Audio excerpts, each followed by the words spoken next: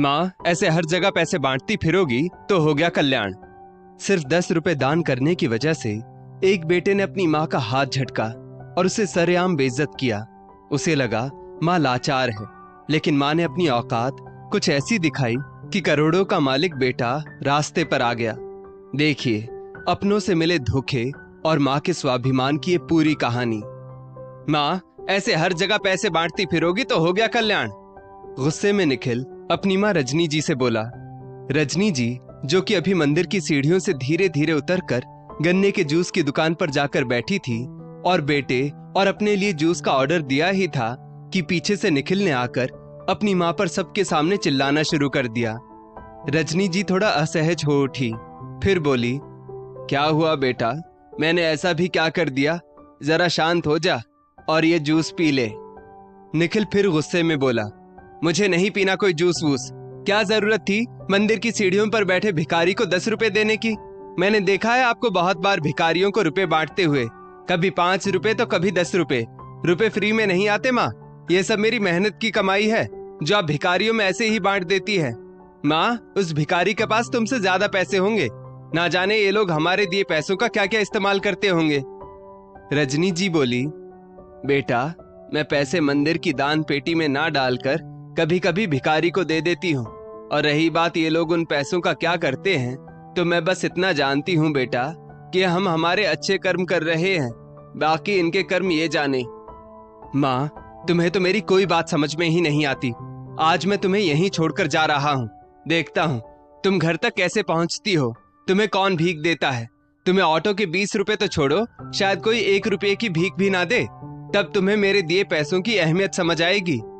गुस्से में बोलकर निखिल ने उनके हाथ से पर्स भी छीन लिया और रजनी जी को अकेला छोड़कर वहां से चला गया। रजनी जी एकटक सन्न सी देखती रह गई, क्योंकि उन्हें विश्वास नहीं हो रहा था कि निखिल उनके साथ ऐसा भी कर सकता है। उतने में जूस सेंटर वाला उनके पास आया और उन्हें जूस का बिल थमा दिया। रजनी जी ने अब तक जूस पिया नहीं था। उनकी आंखों से आंसू छलछला उठे और वो बोली, भैया, मेरा पर्स चोरी हो गया है, मुझे अभी पता चला। मैंने ये जूस अब तक पिया नहीं है, आप इसे वापस ले लीजिए। कहते हुए वो उठने लगी तो जूस की दुकान वाला बोला, माँ जी, आप आराम से बैठिए और ये जूस पी लीजिए।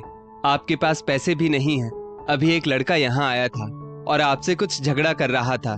मैं ये तो नहीं जानता कि वो कौन था और क्या कह रहा था, मगर इतना जानता हूँ कि आपके पास पैसे नहीं हैं। उसने 200 रुपए का नोट जेब से निकाला और बोला, ये लीजिए माँ जी, रख लीजिए, आपको घर जाने में काम आएंगे। रजनी जी आंखों में आंसू लिए सोचने लगी, दुनिया में आज भी ऐसे लोग हैं जो निस्वार्थ भाव से किसी की मदद करते हैं, वरना मेरे बेटे ने तो आज मुझे मेरी औकात बता ही दी थी। उनकी आंखों से निरंतर आंसू बहे जा रहे थे। जूस वाला मनुहार करते हुए बोला, माँ जी, ये जूस पी लीजिए और चिंता मत करिए। जूस वाले की इतनी मनुहार से रजनी जी भारी मन से जूस पीने लगी और फिर वो 200 रुपए मुट्ठी में दबाए रोड पर आई। उतने में एक ऑटो वाला उनके पास आकर बोला, कहाँ जाना है मैडम? रजनी जी अंदर बैठते हुए बोली, मुझे स्टेशन छोड़ दो भैया। स्टेशन आकर उन्होंने अपने गांव जाने की टिकट खरीद ली। उनके पास ज्यादा पैसे तो थे नहीं, इसलिए उन्होंने जनरल का टिकट खरीद लिया। जनरल क्लास में भीड़ हद से ज्यादा थी। वहां उन्हें खड़ा देखकर एक सज्जन आदमी ने अपनी बैठने की सीट रजनी जी को दे दी। 6 घंटे का सफर रजनी जी ने भूखे पेट बैठे बैठे तय किया। उन्होंने फैसला कर लिया था कि अब अपनी जिंदगी उन्हें अपने दम पर बितानी है। उनका मोबाइल भी उसी पर्स में था, जो पर्स बेटा छीनकर चला गया था, इसलिए बेटे से संपर्क पूरा टूट गया था। उधर जब निखिल घर पहुंचा तो पत्नी काव्या ने पूछा, माँ जी कहाँ हैं? निखिल बोला, माँ को दान पुण्य करने का बहुत शौक था, इसलिए आज उन्हें वहीं मंदिर के पास छोड़ आया हूँ। देखते हैं अब उन्हें कौन पैसे दान करता है घर तक आने के लिए। काव्या बोली, ये अच्छा सबक सिखाया तुमने माँ जी को। अरे, यहाँ भी दरवाजे पर कोई गरीब आ जाता था तो उसे भी दान दे देती थी, कभी आटा कभी चावल, कुछ भी निकाल कर दे देती थी। अब खुद हाथ पसारने पड़ेंगे ना, तब समझ आएगा उनको कि कोई 1 रुपया भी देता है क्या। वे दोनों बातें कर ही रहे थे कि गांव से उनके मामा जी घर आ गए। निखिल के मामा जी बोले, यहाँ शहर में कुछ काम के लिए आया था तो सोचा तुम लोगों से मिलता चलूं। मामा जी बोले, रजनी जी कहाँ है, दिखाई नहीं दे रही। निखिल बोला, मामा जी माँ तो तीर्थ यात्रा पर गई है, उन्हें थोड़ा समय लगेगा आने में। मामा जी बोले, मेरी ट्रेन का समय होने वाला है, लगता है इस बार जीजी से मिलना नहीं लिखा था। काव्या ने उन्हें रास्ते के लिए खाना बांध कर दे दिया। मामा जी चले गए। फिर दोनों पति पत्नी बोले, चलो अच्छा हुआ बला टली। शाम होने को आई थी और अब तक रजनी जी घर नहीं लौटी थी। निखिल माँ को मंदिर लेने चला गया, मगर जब वहां कहीं रजनी जी दिखाई ना दी तो वो पूछताछ करने लगा। तभी जूस वाले भैया ने बताया कि उनका पर्स खो गया था और मैंने उन्हें 200 रुपए देकर उनकी मदद की थी। निखिल अब हैरानी में पड़ गया कि आखिर माँ कहाँ चली गई और उसे डर सताने लगा कि अगर कहीं रिश्तेदारों को पता चल गया तो सब उसे कितना कोसेंगे। अगली ही सुबह मामा जी का फोन आया। वे गुस्से में बोले, तुम लोग माँ का ध्यान नहीं रख सकते हो क्या? शर्म नहीं आई मुझसे झूठ बोलते हुए? तुम्हारी माँ यहाँ गांव आ गई है। निखिल हकलाते हुए बोला, माँ की आदत है यहाँ वहां घूमने की, वो बिना बताए कहीं भी निकल पड़ती है। मामा जी ने गुस्से में फोन कट कर दिया। निखिल ने काव्या को बताया तो काव्या बोली, पड़े रहने दो उन्हें वहां, देखते हैं उन्हें कौन सा रिश्तेदार वहां कितने दिन खिलाता है। हमारा तो पीछा छूटा उनसे, अकड़ भी ढीली हो जाएगी। 2 महीने बीत गए मगर रजनी जी का कोई फोन नहीं आया। एक दिन गांव से निखिल के दोस्त रौनक का फोन आया। वो बोला, यार तुम्हारी माँ ने तो यहाँ रहने का पक्का इंतजाम कर लिया है, तुम खुद ही यहाँ आकर देख लो। दूसरे ही दिन निखिल अपनी पत्नी को लेकर गांव पहुंचा तो अपने घर का नक्शा देखकर हैरान रह गया। जहां उसके घर का आंगन था वहां एक नया घर बना हुआ था। वो पीछे के रास्ते से अपने घर के दरवाजे पर पहुंचा और दरवाजा खटखटाया। एक अनजान लड़की लालिमा ने दरवाजा खोला। निखिल बोला, माँ कहाँ है? लालिमा बोली, माँ जी का कड़क आदेश है कि आपको अंदर ना आने दिया जाए। लगभग 1 घंटे बाद रजनी जी आई। निखिल बोला, माँ ये सब क्या है? हमारे आंगन में नया मकान किसने बनवा दिया है? रजनी जी बोली, पहले ये बता तू यहाँ क्यों आया है? तूने तो मुझे भीख मांगने छोड़ दिया था ना। ये गांव का मकान मेरा है, मैं इसका जो चाहे करूं।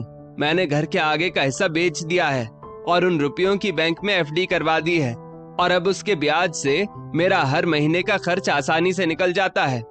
अरे तुझे क्या लगा था कि मैं तुम लोगों पर निर्भर हूँ? मैं वहां शहर इसलिए चली आई थी क्योंकि मैं तुम दोनों से प्यार करती थी, मगर तुम लोगों ने मुझे मेरी औकात बता दी। और हाँ, तुझे अब यहाँ आने की कोई जरूरत नहीं है क्योंकि मेरे और मेरे पति की मेहनत से बना इस घर में तेरा कोई भी हिस्सा नहीं रहा। तुझे बड़ा घमंड था ना अपने पैसों का, बस तू उन्हीं पैसों से ऐश कर। रजनी जी ने आगे कहा, मेरे मरने पर भी तू कुछ कष्ट मत उठाना क्योंकि मेरे मरने के बाद मेरी सारी संपत्ति, बैंक के पैसे सब मैंने पंचायत को दान करने की वसीयत बना ली है। ये पैसा किसी की भलाई के लिए काम आएगा। निखिल झुंझलाकर बोला, माँ तुम बेटे के होते हुए ऐसा फैसला ले रही हो? रजनी जी बोली, दिमाग तो खराब तब था बेटा जब मैं तुम्हारे मोह में अंधी थी। ये देख लालिमा, जो मेरे घर का और मेरा दिल से ख्याल रखती है, बदले में मैं इसकी पढ़ाई का खर्च उठाती हूँ। किसी के लिए की गई मदद या छोटा सा दान किसी के लिए बहुत बड़ा सहारा बन जाता है। जब तूने मुझे छोड़ दिया तो पल पल लोगों ने मेरी मदद की, जैसे मुझे मेरे अच्छे कर्मों का फल मिल रहा हो। निखिल का सिर शर्म से झुक गया। रजनी जी के 10 रुपए के दान की वजह से वो अपनी सारी संपत्ति से हाथ धो बैठा था और रजनी जी के फैसले ने ये साबित कर दिया था कि बुढ़ापा कमजोर नहीं होता। दोस्तों, कुछ बच्चे यही सोचते हैं कि उनके माँ बाप उन पर आश्रित हैं, मगर अक्सर वे भूल जाते हैं कि अगर माँ बाप अपने स्वाभिमान पर आ जाएं, तो बच्चों को उम्र भर पछताना पड़ सकता है। आपकी राय क्या है? क्या रजनी जी ने अपने लालची बेटे को सबक सिखाकर सही किया? क्या माँ का अपनी संपत्ति दान करने का फैसला सही था? अपनी राय कमेंट में जरूर बताएं और ऐसी ही दिल छू लेने वाली कहानियों के लिए हमारे पेज को फॉलो अवश्य करें।